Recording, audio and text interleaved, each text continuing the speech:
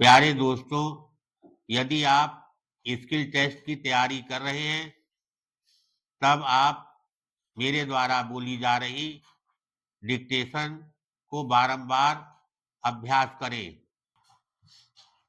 Ready, start. उपाध्यक्ष महोदय, इन विशेषज्ञों और ऐसे अन्य लोगों की भविष्यवाणियां एकदम गलत सिद्ध हुई हैं, क्योंकि वे प्रत्येक समाज की व्याख्या यूरोपीय दृष्टिकोण से करने की कोशिश करते रहे हैं और भारत को अपने पूर्वानुमानित सिद्धांतों और चौखटों में फिट करने की कोशिश करते रहे हैं।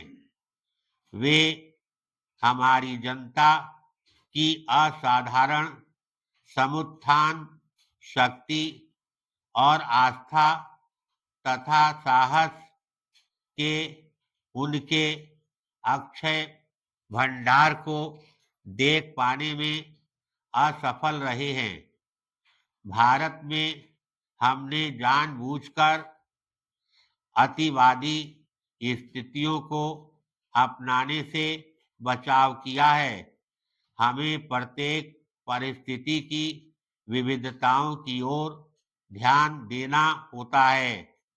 हम अपने पूर्वजों द्वारा घोषित एक महत्तम सत्य की सदा दृष्टिकोण में रखने का प्रयास करते हैं। सत्य एक है, परंतु विवेकी जन प्रायः उसके विविध रूपों का वर्णन करते हैं।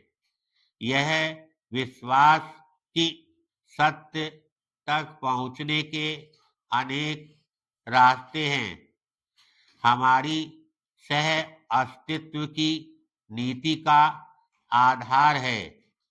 प्रत्येक राष्ट्र को अधिकार होना चाहिए कि वह अपनी सामाजिक पद्धति का अनुसरण करे और दूसरों द्वारा अपने ढंग से अनुसरण करने के अधिकार को स्वीकार करे। एशिया और अफ्रीका तथा विश्व के बहुसंख्यक देशों ने हमारी जैसी विदेशी नीति अपनाई है और वे शांतिपूर्ण सह अस्तित्व और गुट निरपेक्ष के मार्ग पर चल रहे हैं। अब यह बात और स्पष्ट रूप में मानी जा रही है कि विश्व व्यवस्था सहयोग पर निर्भर करती है।